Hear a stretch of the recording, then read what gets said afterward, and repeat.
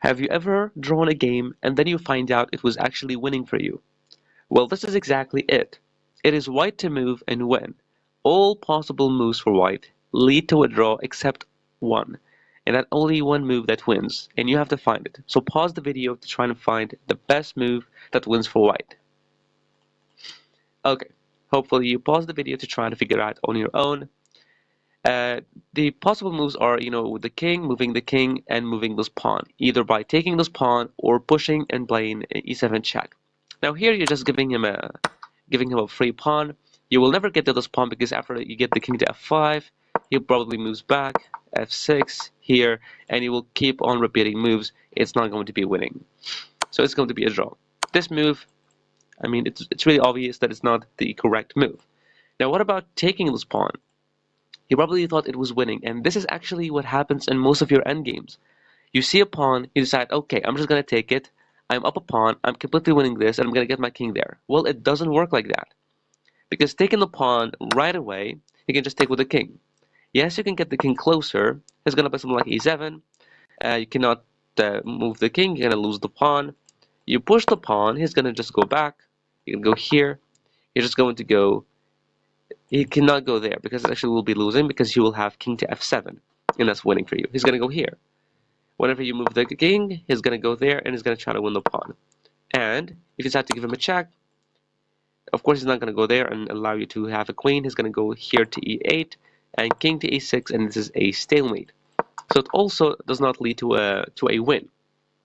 And this habit you should stop doing it in most of your endgames. Whenever you see a pawn and you think that you're also up a pawn and you're going to be winning this game, think again.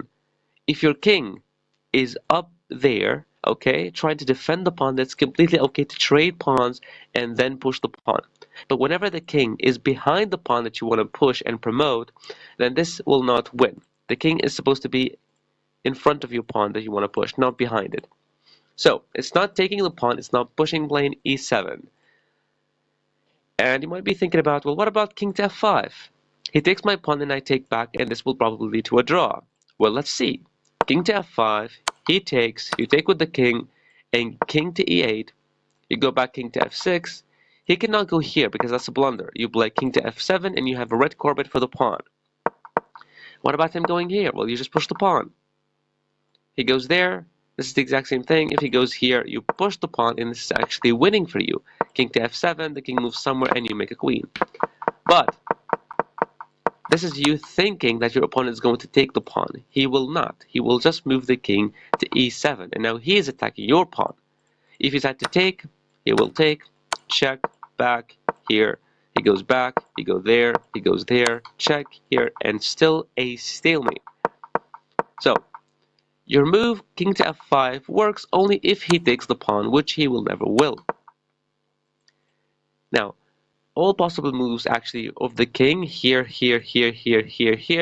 leads to a draw. And also taking the pawn and pushing also leads to a draw. The only move that actually wins for white here, it is king to e4. The idea behind king to e4, that when he takes the pawn, for example, you can play king to d4. You're trying to get to the pawn. He plays king to e7. Now you play king to c5, and he's thinking that it is a draw when he plays king to d7, blocking you from entering. Well, he's not really blocking you. You have to play king to b6, and now he cannot go here to block the king out because of our pawn. So now the king, if he went there, he can just go here, and take the pawn. If he went back to e7, king to c7, blocking the king away, shouldering the king is forced to go back. You play king to d7, the king also moves, you take, he goes here, and now you play king to f6. Now you have the opposition. If he went here, this is completely losing because you have king to f7 and a red carpet for the pawn. If he goes king to f8, you push the pawn.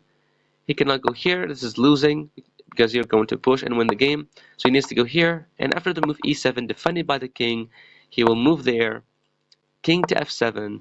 And after the king moves, you will make a queen, and this is a winning endgame. I'm pretty sure you know how to checkmate black with the queen and a king. But you might say, well, okay, we played king to e4, king to e4, but he takes. What if he didn't take?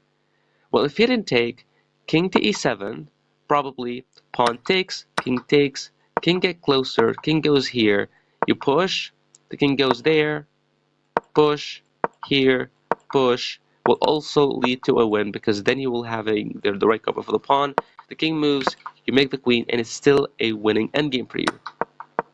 So this is a really cool puzzle. All possible moves lead to a draw unless only you played only one move, which is king to e4. No move actually works for black when he plays that. If he takes, you just maneuver the king away and then you attack the king and you win the pawn. If he move the king, well, you can just take the pawn and get the king closer because then you will have opposition. And that's pretty much it. And I'll see you again with another video.